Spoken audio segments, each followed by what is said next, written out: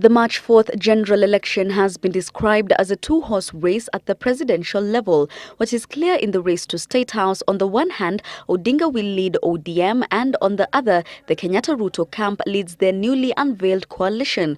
What remains unclear, however, is whether there will be a third force to face them off. But despite the conspicuous absence of Wiper Party MPs who were expected to attend the ODM rally at the Tononoka grounds, Odinga and Musyoka could finally be speaking in one voice.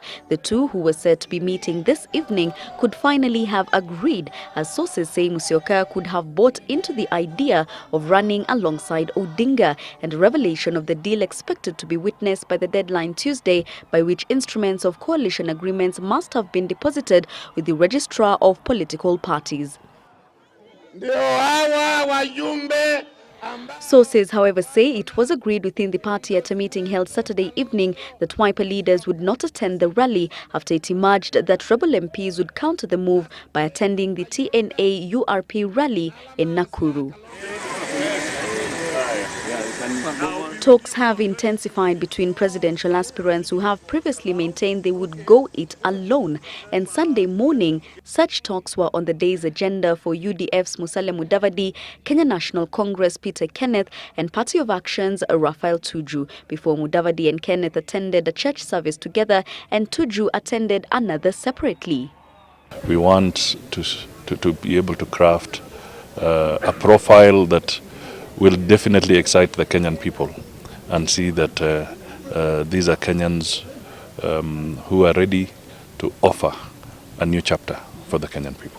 And I'm happy that today we've been able to come for church service with the Deputy Prime Minister, Musalia Mudavadi. Earlier on, we were with Raphael Tuju before we came here. And I think it's time to give Kenyans that chance to be able to have a wider opportunity to elect from, rather than be boxed into believing that there are only two horses when we are looking for fresh leadership for our country. It is not about Raphael Tuju, it's not about Peter Kenneth, it's about you, the Kenyans. And that is what is important. Mudavadi, Kenneth and Tuju are each seeking the presidency, but as reality dawns that the window period for pacts elapses in 2 days, they appear headed in one direction, a coalition. Insiders close to them say the three will hold another consultative meeting Sunday evening before this. I think we're making very good progress, and we should be able to go public most likely by tomorrow. Or the latest Tuesday morning, and people will know where we stand. I think what we want to give Kenyans an opportunity of wide choice is to get leadership that will work for them, rather than be boxed into a selective choice of two horses or whatever you call them. I think Kenya is looking for performing leadership that will perform for them. I think that is what is important. That is what we want. Whatever alliance, and I've said this before, it must be an alliance that will work for people. Tuesday is only one of those days that are requirement by law, but it's not a life and death situation. There are several other optional ways by which Kenyans can still come together. For us, it is about Kenyans. It's not even just about parties.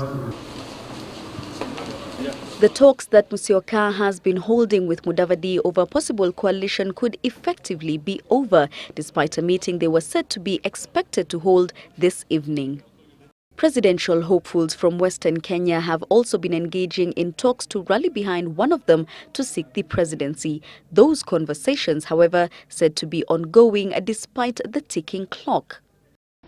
And on the other front, NAK Kenya's Charity Ngilu and Republican Congress Party's Najib Balala were conspicuously absent from the Afraha Stadium rally, despite being part of the Kenyatta-Ruto coalition. As it appears that indeed a third force is in the works, it is just under 100 days to the election, and who among them will shelve their presidential ambition remains a key challenge as they seek to beat the deadline for formation of pre-poll pacts. Jackie Maribe, Sunday Live in Ruthigiti, Kikuyu.